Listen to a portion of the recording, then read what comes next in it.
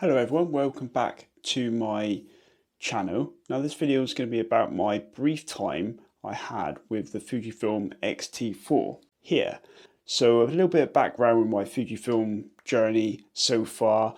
I started off with an X100 and then I migrated to the X-E1, which I still have here. So there's my trusty Fujifilm X-E1.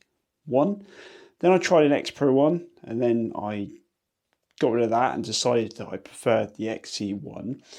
And then I decided I wanted to give a more modern Fujifilm camera a go to supplement or complement the X-E1. So I bought myself a Fujifilm X-H1. And long story short, I did a video on this. You can go check it out if you want to. But I just didn't like the results compared to the X-E1, and I didn't find at the time that the autofocus was as consistent as my Olympus cameras, and it was quite a big camera for a crop sensor camera. So ultimately I decided that the X-H1 wasn't for me and I went back to the X-E1. And I did have a couple lenses for it, but now I've only really got manual focus vintage lenses for the X-E1, and then I've also got as well, if you've seen it on here, the 35mm f1.4. So that was it, X-E1 for a while, but then I got another itch to scratch and I wanted to try a more modern Fujifilm camera again to see whether it was going to be good enough, because on paper the X-Trans sensor does seem to give a little bit more low light improvements compared to Micro Four Thirds and getting quite close but not quite to the performance in terms of subject separation, etc., compared to full frame cameras. So I thought I would owe it to myself to give Fujifilm another go, so hence why I bought the Fujifilm X-T4 only last week. Part of the reason was, like I said, just to see whether it would be good enough, but I also feel like I want to give other mirrorless camera manufacturers some time just to develop their offerings, because if you've been following my channel for a while, I've tried quite a few cameras now and I haven't really been that impressed with the AI autofocus systems which are employed at the moment. I find that they're great at detecting and showing you that the focus is on, like my dog's eye, for instance, but then when you get the results back, the hit rate for me has always been a bit disappointing. So I thought I'd go back to a more traditional focus system and see how I get on with it, basically. So no AI autofocus in this, and this camera has the X-Trans 4 sensor in it. This compares to the X-Trans 1 sensor in my Fujifilm X-E1, and then in the X-H1 I had an X-Trans 3 sensor. So the fourth iteration is supposed to be a little better in autofocus as well as performance, and I'll get on to how I feel about the camera in a little bit. But there was two cameras that I was looking at, the X-T3 and the X-T4. Both have similar autofocus capabilities, and the only difference between them was the fact that this one has a articulating screen. And don't get me wrong, I do like the ability to have that three-way tilting screen, but now I've got more into video, I can absolutely see the benefits of having an articulated screen. And the best thing with the Fujifilm as well is you can fold in the camera like that, and that's how I operated it quite a lot of the time actually, so it's quite nice to have that back to it. Another good reason of going for the X-T4 is it's got a massive battery. Like, I've only charged this once since I've had it. It just goes on and on. Oh yeah, the other big difference as well is this one has got in-body image stabilization, whereas the X-T3 doesn't have that.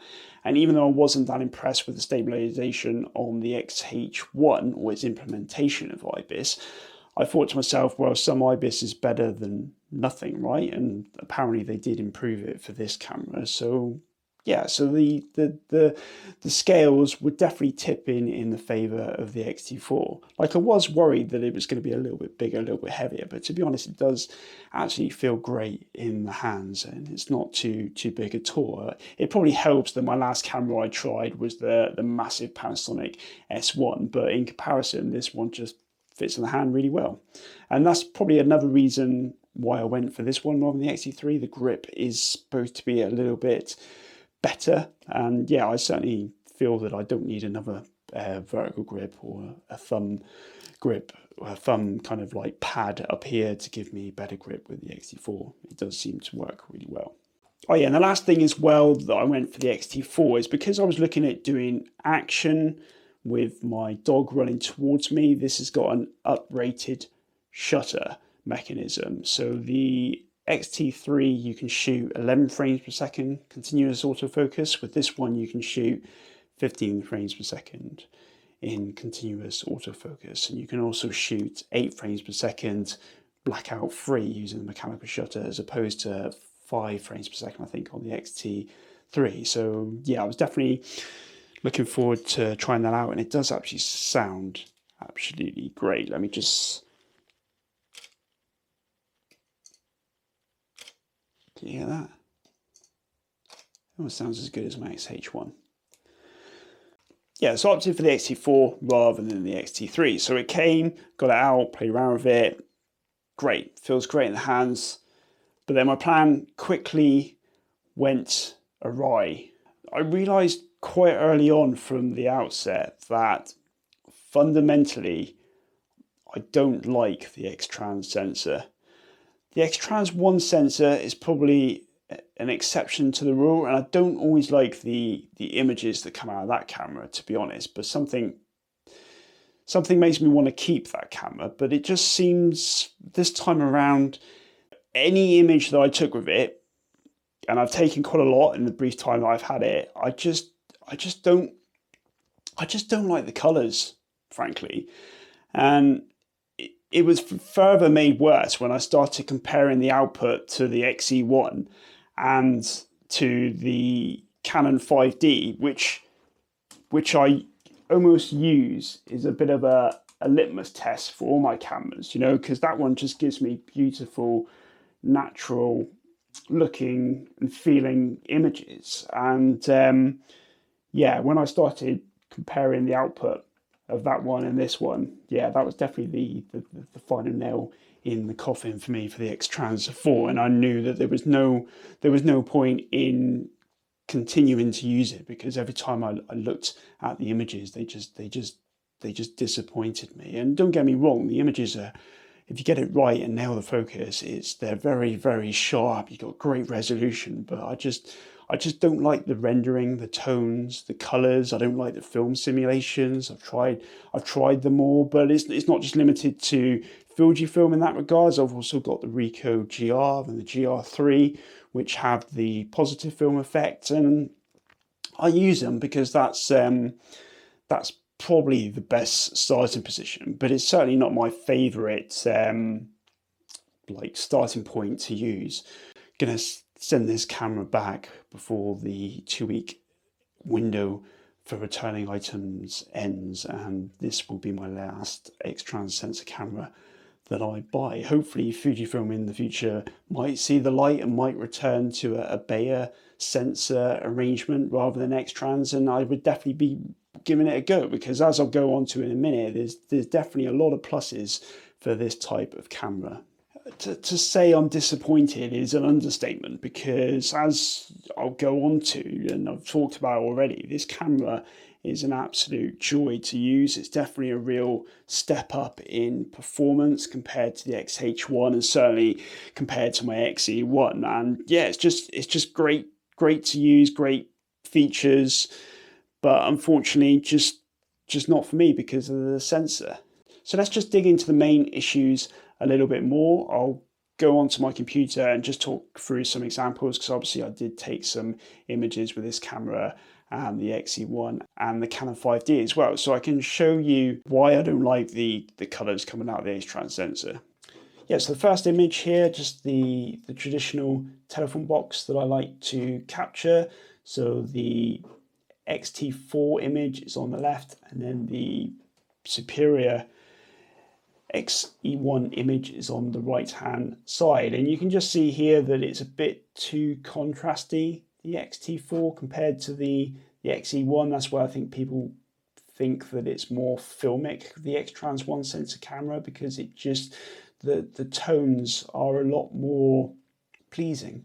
So that was my attempt at editing the X-T4 image to get close to the X-E1 image. But obviously that then adds additional time, and I quite like having a good starting position straight out of camera for my images.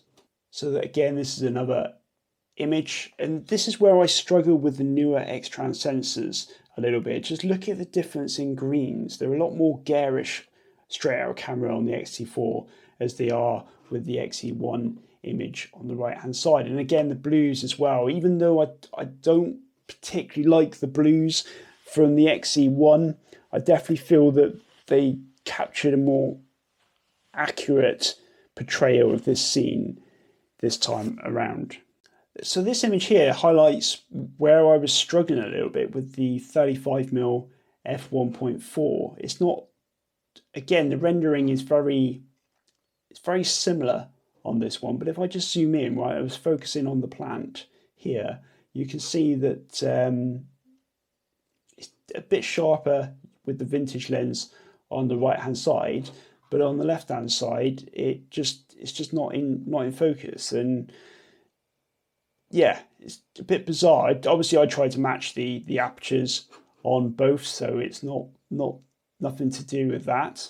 Again, with this one, you can see that the X-E1 absolutely nailed the shot, manual focus, whereas the 35mm f1.4 on the left, just, I don't know what it was doing. It's interesting because even though the X-E1 had to, like, obviously, it decided to increase the ISO by that much, whereas obviously the IBIS is trying to keep the ISO down low, but I would have thought with a 35mm f1.4 lens, 1/60th, double the focal length with IBIS, that should be sharp.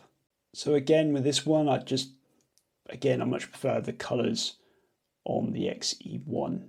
It's just less contrast, better tones in the greens, and again, it's another one where the 35mm f1.4 let me down on this sign here, which is where I was focusing. Again, on this one, the sharpness again on the 35mm f1.4 really let me down.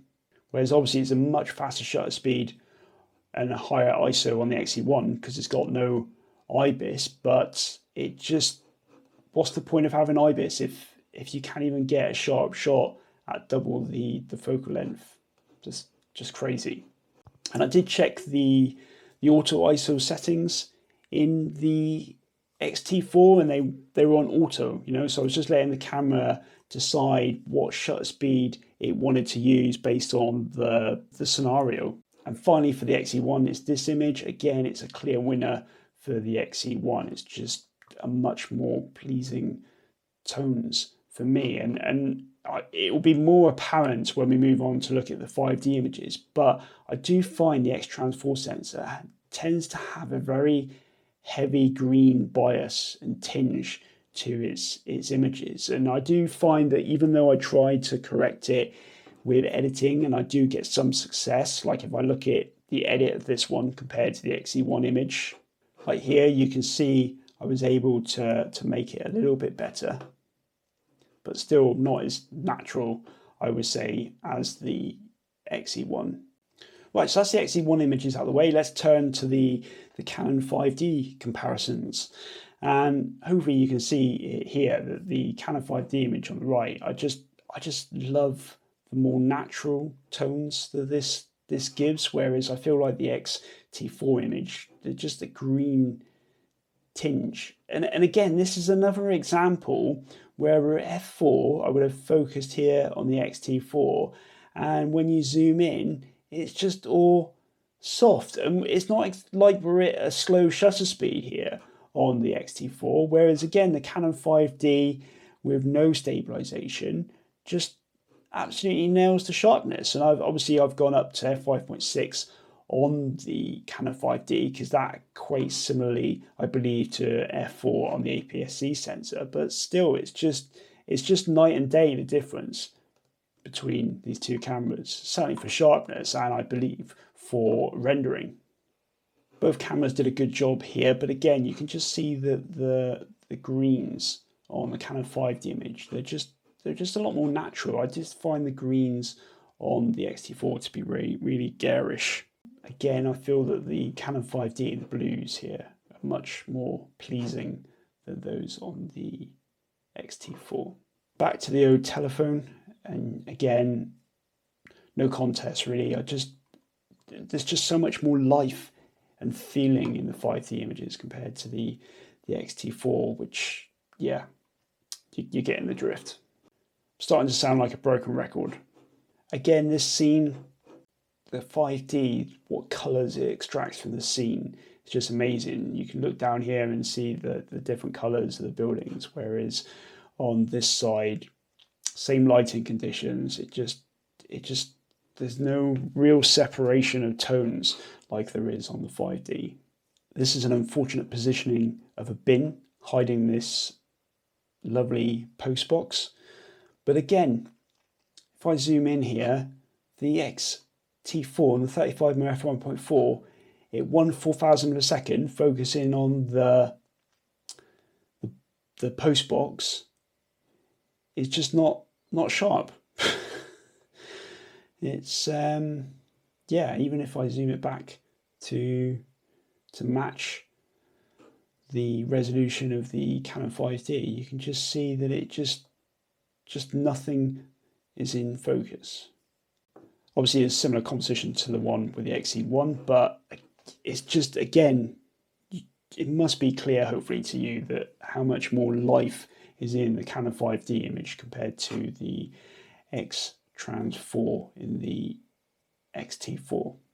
And again, I missed focus in this one a little bit. I think because I'm only using the center point in the Canon 5D, I was trying to focus on the bench and it picked up the telephone box instead, which is in absolute pin sharp focus, whereas because you've got a lot more focus points to pick from with the X-T4, it did actually pick up the bench quite well, throwing the telephone box out of focus, which was what was my intention was. But still, hopefully you can just see that the colors on the right and the separation of the tones is just far superior on the 5D to the X-T4. And again, similar here with the rendering. I just feel like some images show it more than others. There's just more of a heavy green bias on the X-T4 files, and I just see it a lot of the time. Again, this situation has probably made me just feel like I need to use the Canon 5D more. Yeah, so as well as not liking the results that come out of this camera, I also had some very weird behavior going on in terms of getting sharp images out, and it was really bizarre because obviously this camera has in-body stabilization, whereas the Canon 5D and the XE1 didn't. And even on the XE1, I was using manual focus lenses as opposed to the 35mm f1.4 Fujifilm lens here, which I get great results from on the XE1. That's why I've kept it. Sometimes, even with the good light, so a high shutter speed, a good aperture for a lot of depth of field, steady static shot, and the shot came out of focus or unsharp, and it wasn't just a one-off. That happens multiple times. Case in point, so we're at f8, 1/220th of a second shutter speed, plenty, low ISO, focus on the wall here, so that I knew then the house would be in focus. And again, vintage lens on the XE1 on the right, X-T4 image soft on the left. You can just see how sharp that image on the right is. It's similar at higher ISO, but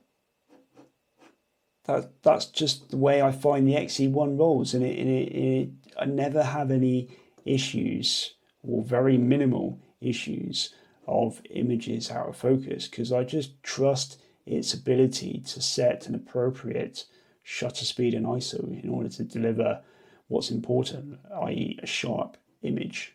That in itself almost made me think about maybe it's the 35mm f1.4, and I think I need to do some more testing with that lens on my X-T1 alongside some of my vintage lenses around that focal length, just to see whether it is in fact worth keeping that 35mm f1.4, because I get much better results with the 50mm on the Canon 5D. So do I need another 50mm equivalent lens on a camera that going forward is going to be for fun? Maybe not. What I didn't expect was that the 35, or close enough, 38mm f1.8 lens that I was using on the X-T1 would produce sharper images than the 35mm f1.4 native lens on the X-T4. So it's definitely, it was a bit of a frustrating experience, if I'm honest. Another thing as well I struggled with, not just with the X-T4, but with Fujifilm in general, is the lens selection. Like when I knew I was buying the X-T4, I started, of course, to look at what other lenses I was going to buy for the system. And obviously, because I've only got the 35mm, so I looked at zoom lenses, but it appears that unless you go for the f2.8 lenses, which are big and heavy, like the 16 to 55 is 700 grams, which there's lighter full frame zooms than that particular lens. And I know they've just released a Mark II, which is lighter, but then that's crazy expensive. And likewise with the new kit zoom that they've brought out, the 16 to 50 f2.8 to 4.8, and so again, it just seems to be a bit crippled in the fact that f4.8 at the telephoto end just seems to be a little bit too dark. And then if you want to buy it when it's not as part of a kit, it's very expensive as well for what is a standard zoom lens. So it's just, I just really struggled deciding what zoom lens to get, because the other ones as well, the f4 ones, are a little bit too slow, I feel, for my needs, and they just got a lot of mixed middling reviews that I didn't really feel confident buying them. Overall I just really struggled to decide what my lens path or route would have been if I kept on to the X-T4. Right, so performance, as I've touched on, it's a great performer, definitely a step up on the X-H1, feels very solid to use. There's a great amount of customization. There's no lag that I can see in the EVF, even when the light starts to drop. That's something I had a problem with the X-H1, but that just seems to be cured on this particular camera. Like I said, great burst rate.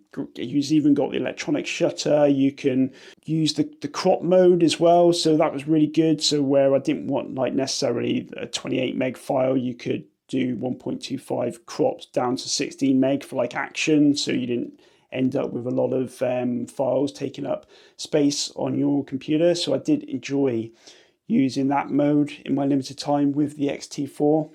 It's great that you can have a switch to a movie mode, and then basically have all your movie settings set up differently to how your photo settings are. And again, that's something I was really looking forward to trying with the X-T4, because I'm currently filming this on the Osmo, and I do feel certainly indoors and in lower light it does struggle a little bit, but obviously I'm not keeping the X-T4, so I'm just gonna have to persevere with the Osmo for a little while longer. As you can probably tell, there's not really a lot of complaints I have about this camera. It's just a real shame about that sensor. Obviously, I was intending to use this shooting my dog running towards me, and even though the 35mm f1.4 lens is supposed to be quite slow because it's quite an old lens, I did actually get some really good results with this lens, so I definitely would have been happy keeping it for the occasional action shots if it wasn't for the look of the files that I was getting out of this camera.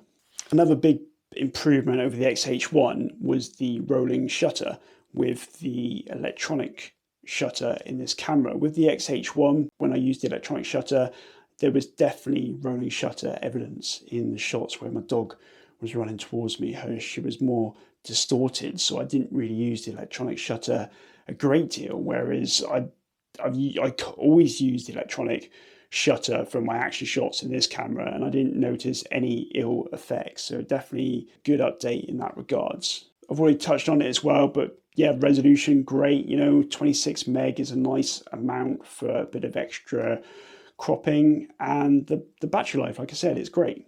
Yeah, so that's pretty much it. I've just rattled through this because like I said, I've barely owned this camera for more than a week, but it's not my first Fujifilm camera, so it's very familiar, and I felt like I really got to grips with it really quickly. It's great fun to use. I'm just bitterly disappointed that the X-Trans sensor, I just can't look beyond it. And once I've seen the look that those images give, that I just don't like it. And as well as the look as well, I felt that I had to run it through Lightroom Enhance all the time to get the best out of the raw file. That there was definitely differences between like just the raw file and then the enhanced raw file. And I didn't really notice so much difference on the XE1, whether it's just because it's the 26 meg sensor now as opposed to the 16 meg. But yeah, it's frustrating, X-Trans. And I definitely would consider another Fujifilm camera if they moved away from that sensor. But as it stands, this will be my last X-Trans Fujifilm camera. So that's it for this video. My search for my mainstay camera continues. As always, thanks for watching. Bye for now.